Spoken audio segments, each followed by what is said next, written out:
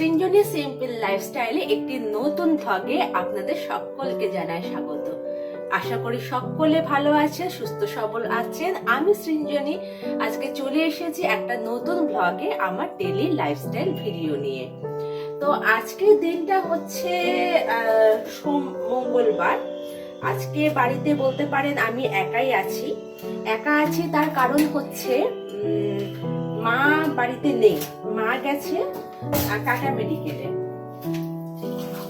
মেডিকেলে মায়ের যেহেতু কেমো চলছিল, তো আজকে সেই কেমো মানে রেডিয়েশন গত 2 মাস আগে শেষ হয়েছে। তো আজকে হচ্ছে মায়ের চেক আপের দিন আছে, সেই জন্য মা বেরিয়ে গেছে। আজকে বেরিয়ে গেছে প্রায় 7:30 এরকম নাগাদ। চেক আপের টাইম রয়েছে আজকে ওই মানে 12:30 অ্যাপয়েন্টমেন্ট টাইম নেওয়া ছিল, কিন্তু কালকে টাটা মেডিকেল থেকে ফোন করে আসতে বলেছে 1:50। সেই জন্য মা 7:30 নাগাদ বেরিয়ে গেছে, মা একাই গেছে। তো আমি ওই জন্য আজকে ছুটি নিয়েছি, আজকে আর কালকে আমি 2 দিন ছুটি নিয়েছি। জন্য আজকে বাড়িতে আমি আর আমার ছেলে রয়েছি। তো সেই জন্য আজকে ভিডিওটা শুরু করছি, আপনাদের সারাদিন দেখাবো যে আমি আর মা আর ছেলে দুজনে মিলে আমরা কি কি করছি। তো এখন সকাল 8:30 বাজে। আজকে ঘুম থেকে উঠতে একটু লেট করেই উঠেছি, আর আমি ওঠার সঙ্গে সঙ্গে আমার ছেলেও ঘুম থেকে উঠে গেছে। তো ওকে এখনো বাইরে বার করিনি, যেহেতু বাইরে মোটামুটি একটু ঠান্ডাটা আগের থেকে কমেছে, কিন্তু এখনো একটু ঠান্ডা রয়েছে। তো ওকে মশারির মধ্যে বসিয়ে রেখেছি একটা খেলনা দিয়ে, মাঝে মধ্যে চেক করতে হচ্ছে যাতে পড়ে টরে না যায়। আর আমি এখন মানে ফ্রেশ হয়ে এখন একটুখানি চা করে নিচ্ছি, কারণ চা না খেলে সকালে দিনটা শুরু হয় না, মেজাজটা ঠিক হয় না। তাই জন্য এখন আমি একটুখানি চা করে নিচ্ছি। একটু চা করে তারপর হচ্ছে আমার ছেলেকে রেডি করব, মানে ওকে সোয়েটার পরিয়ে নিচে নামাবো, নিচে নামিয়ে তারপর ওকে ব্রেকফাস্টটা করাবো। সকালে দুধ খেয়েছে, এখন বসে আছে। তো চলুন চাটা খেয়ে নি। আমার চা হয়ে গেছে, মা অবশ্য সবই করে দিয়ে গেছে। আজকে মা চা খেয়ে চাটা করে দিয়ে গেছে। আমার রান্না বান্নাও সমস্ত কিছু করা আছে। যেহেতু আমার আজকে পুরোপুরি ভেজ, আমি সোমবার মানে মঙ্গলবার 2 দিন হচ্ছে ভেজ খাই, সেই জন্য মা হচ্ছে আমার কালকে যে রান্না হয়েছিল সে রান্নাই আজকে করে রেখে গেছে। সেই জন্য কোনো অসুবিধা নেই, রান্না নিয়ে কোনো চাপ নেই। শুধুমাত্র ভাত টাতগুলো বসালেই হয়ে যাবে।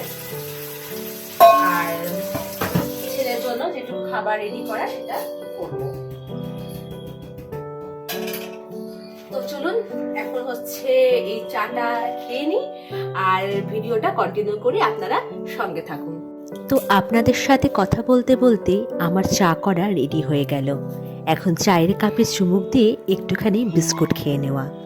সকালের দিনটাতে একটুখানি চা না খেলে কিন্তু একদমই শুরু হয় না, সেটা শীতকাল হোক বা গরমকালে হোক। আর শীতকালে তো একটুখানি বেশি মনটা চা চা করে।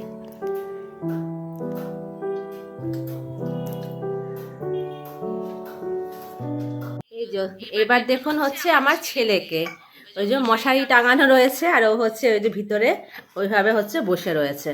এবার পড়ে যাওয়ার তো ভীষণ রিস্ক এভাবে থাকলে, কিন্তু কিছু করার নেই। এই যে এই দেখছেন তো এইভাবে ঠিক এরকম পড়ে করে, ওই জন্য ওকে একদম সামনে হচ্ছে থাকতে হয়, যাতে মানে পড়ে টরে না যায়, কেউ না কেউ আমরা সামনে থাকি। তো এবার হচ্ছে ওকে সোয়েটার পরিয়ে একদম রেডি করে দেবো।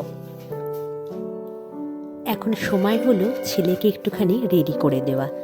ছেলেও একটুখানি দেরি করে ঘুম থেকে আজকে উঠেছে, সেজন্য আমি সকালে চাটা খেয়ে নিয়ে এবার ছেলেকে রেডি করে দেবো।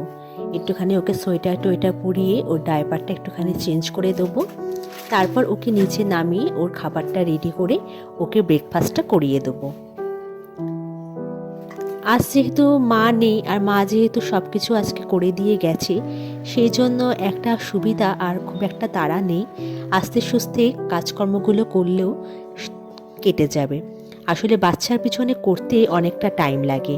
ও যা দুরন্ত এবং যত এদিক ওদিক ছোটাছুটি করে, হামাদি এদি বাথরুমে চলে যায়, সেটাই হচ্ছে একটু অসুবিধা। করে দিয়েছি সোয়েটার পরে একেবারে মুখ টুক একেবারে রেডি হয়ে গেছে। এবার পুচকুকে খাওয়া দাওয়া করিয়ে নেবো। খাওয়া দাওয়া করিয়ে তারপরে পরবর্তী কাজকর্ম শুরু হবে।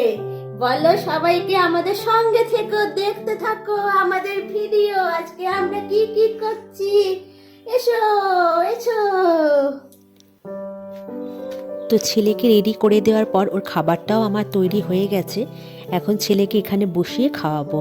আসলে ওকে এই ট্রাইসাইকেলে বসিয়ে খাওয়াই, কারণ এমনি মাটিতে বসে খাওয়ালে ও এত দুরন্ত, এত এদিক ওদিক চলে যায় যে আমি ওকে খাওয়াতেই পারি না। সেই জন্য ট্রাইসাইকেলে বসালে ও এদিক ওদিক যেতেও পারে না, একটা জায়গায় স্থির হয়ে বসে থাকে। সেই জন্য খাওয়াতেও ওকে একটু সুবিধা হয়।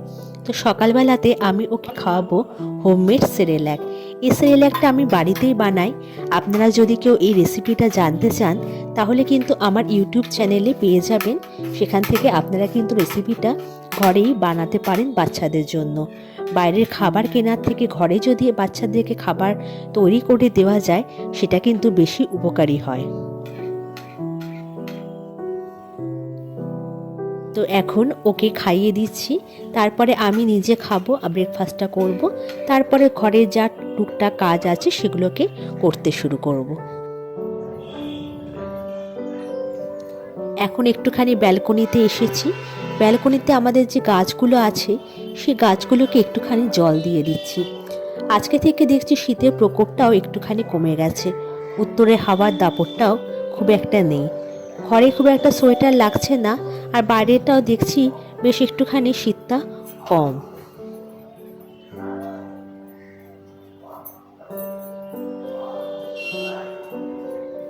তো এখন গাছগুলোকে জল টল দিয়ে তারপরে ঘর পরিষ্কারে কাজে যুক্ত হয়ে যাব।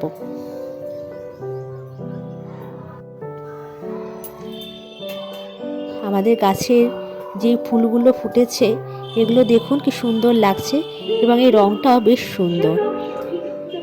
আর আজকে ওয়েদারটাও বেশ ভালো লাগছে। কিন্তু এই ঠান্ডা গরম এই ওয়েদারটাই হোক এখনকার সময় বাজে।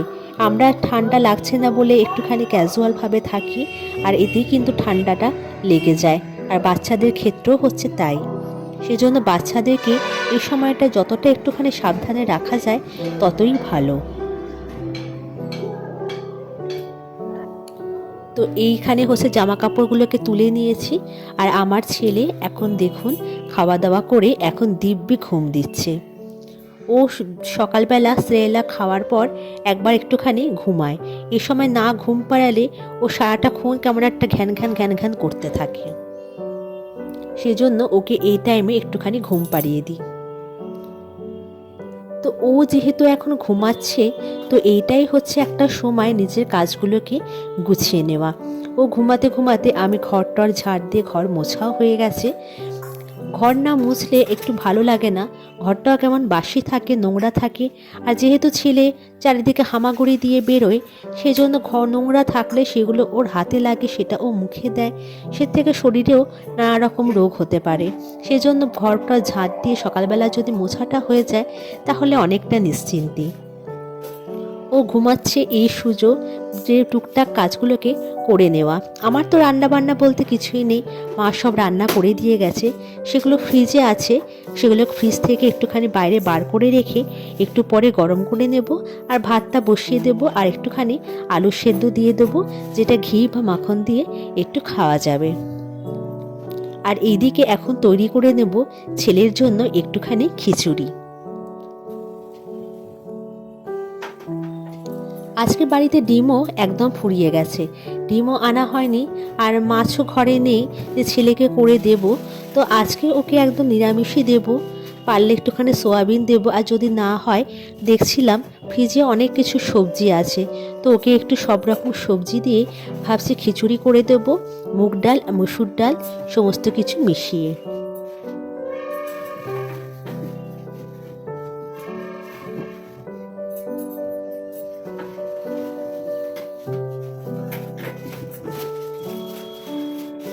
তো এখন সবজিগুলোকে বার করে নিচ্ছি, এবার এগুলোকে কেটে নেবো, আর চাল ডাল এগুলোকে একটুখানি ভালো করে ধুয়ে নেব।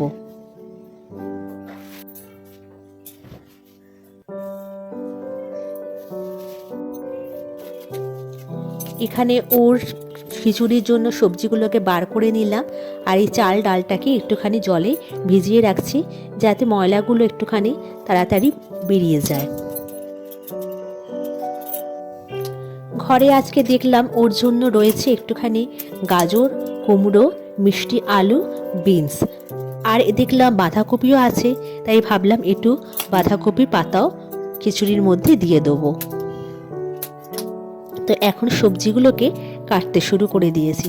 খুব ছোট ছোট পিস করে কাটবো, যাতে কয়েকটা সিটিতে এগুলো ভালো সেদ্ধ হয়ে যায়। বাচ্চার আমার ছেলের যখন 1 বছর হয়নি, 1 বছর আগে থেকে 6 মাসের পর থেকে যখন ওকে সলিড খাবার স্টার্ট করি, ওকে খিচুড়ি কিছুই দিতাম না, সমস্ত সবজি দিয়ে আর ভাত চাল দিয়ে ওটাকে সিটি মেরে খাইয়ে দিতাম। টেস্টের জন্য অল্প একটুখানি বাটার অ্যাড করতাম, কিন্তু 1 বছরের পর থেকে এখন নুনটাকে অ্যাড করেছি। তো একটুখানি নুন আর হলুদও সেই খিচুড়ির মধ্যে দিই। কোনো সময় যদি মাছ থাকে তখন একটুখানি বাটার দিয়ে মাছের একটা ঝোল করে দেওয়া হয়, আর সবজি দিয়ে একটুখানি ভাত করে দেওয়া হয়, দিয়ে সবটাকে মিশিয়ে একসাথে ওকে খাওয়াই। অনেকে আছেন যে 1 বছরের আগে বাচ্চাকে নুন দেয়, মিষ্টি দেয়। অনেকে মনে করে যে বাচ্চাদের টেস্ট কী করে পাবে তারা, কিন্তু বাচ্চা তো টেস্ট বলে কিছু বোঝে না। আমরাই বাচ্চাদেরকে টেস্টটা শেখাই যে কোনটা কীরকম খেতে।